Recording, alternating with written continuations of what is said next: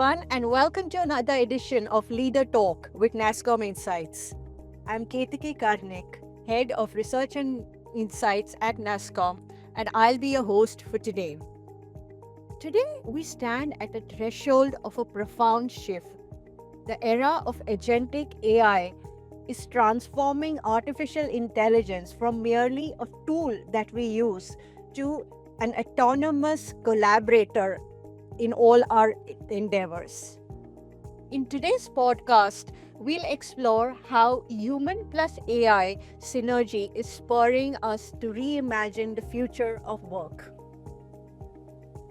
To help decipher this trend, I'm delighted to be joined by Harsha Anand Ahmed, Vice President and Lead for the India Consulting Hub and Global People and Change Consulting at Wipro. Harsha brings nearly 2 decades of experience from firms like BCG, Accenture, and has spent the last 5 years focusing specially on human plus AI collaboration. Harsha, welcome and pleasure to have you here. Thank you so much, Ketki. It's a pleasure to be here on this beautiful sunny day on NASSCOM site. So thank you for having me. Lovely. And Harsha, let's just dive straight in with the newest elephant in the room, agentic AI. How do you see agentic AI change the way we work? And what excites you, or maybe even scares you, about its impact on our work, roles, and workflows? So firstly, I'm super excited about this new advent of technology called as agentic AI. Let's demystify that a little bit. It is nothing but systems working more autonomously, beyond just giving outcomes. It is helping us plan, it is helping us reimagine multiple of workflows flowing together to bring the best outcomes, if you will. Right? So let's demystify that a bit. What I'm most excited about is how it takes the drudgery out of work, if you will, for humans. As a worker, you can now come in and you can use technology to be able to deliver your work in a much more efficient manner, much more effective manner, in a more creative manner, and that's simply fascinating. For example, look at a team of finance people who are able to do end-to-end finance transformation very quickly using agentic AI with little or more human touch, if you will. So that can result in lower error rate. It can result in better outcomes for our clients. Thank you for explaining that to us, and I think that's a brilliant way to explain what the shift will mean for all of us. But just to make that more tangible, can you share how Wipro is helping its own people, but also clients, make this shift? At Wipro, we're very proud to have launched the Wipro Intelligence, where we bring in AI-powered platforms such as Wings and Vega, which are helping us deliver outcomes to our clients in a much more efficient manner, reimagining workflows and giving a lot of great outcomes, which are very industry-specific outcomes. I'm also very excited about the investments we have made in learning and training. Close to 230,000 people at Wipro have gone through generative AI training. We're preparing workforce of the future to be AI-led. One example I'd like to share is with regards to how we're looking at HR operations, and we have brought in significant efficiencies. For example, for Employee Experience Hub, we used to receive on a monthly basis 50,000 tickets. Now with agentification, we are able to reduce that effort that is dealt at level 1 with agents. We're trying to become more effective and efficient, providing 24/7 services. So let me ask you this.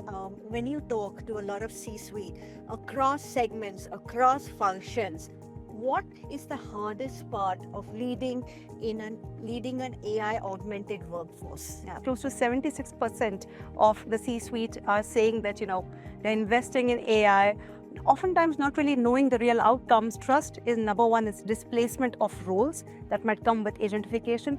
And second is rethinking the process workflows itself. That in itself requires a lot of rethinking. We need to have a lot more focus also towards driving effectiveness, meaning how can a person be a lot more effective in their role as they're embracing agentification. But also the third E, which is empathy. When we look at agentification and AI, we need to focus on how do you build the trust. Responsible AI is a very important factor. One factor which comes out very strongly is in the next 3 years, you're going to see close to 90% of the CXOs, based on our study, they believe that the co-worker is going to be, AI. So there's a lot more belief that human and AI are going to be team members, and we need to figure out how well can we work through this journey together. AI is often touted as a potential gender leveler. Do you believe this to be realistic, or is it just wishful thinking?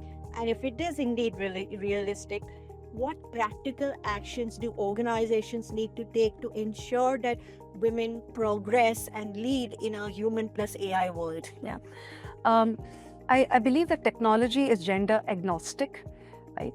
So it's not a magic bullet that you have. What it does do is it gives you a lot of tools that you can play with, using which you can use it to advantage to get to the destination that you want. As a woman in technology, I'm really proud to be working for a company like Wipro, where you have different programs in which these technology and tools are made available to you. You're able to skill yourself, you're able to reimagine your career differently, and it can take you into a different place. Speaking for myself, I mentioned I'm a psychology major. I forayed into the organization development space, worked over people in transformation for 25 years, and now the last 5 years, like I mentioned, is in data and AI. So I believe using these tools to advantage can absolutely help you get to any destination you want. From your experience, what will separate the laggards from the successful ones? What will separate the laggards from the winners? So I strongly believe it starts with leadership, having that vision, making sure that you are not just signing up for pocket experimentations, rather than you're looking at the value realization narrative and making big bets, which will help you make that strategic shift. So that the team members imbibe that vision, they were able to use that technology to work on their programs, you were able to implement solutions, cheaper at a shorter period of time, customer service became better. So a lot of benefits that kind of started flowing in. So again, starts from the top, but keeping value realization as a map. Building the operating model, bringing that culture shift, if you will, definitely facilitates bringing that change. Very, very important points there, Harsha. Thank you very much. I think what really came through clearly was that we are not adding AI to jobs, but this is an era where we really need to rethink work in itself. To our viewers, we hope you found this to be an interesting and useful conversation. Do please follow NASSCOM Insights on YouTube, X, and LinkedIn for more such leader conversations and research-backed insights. We'll be back with more such information and insights, but till then, it's goodbye from all of us here at NASSCOM Insights.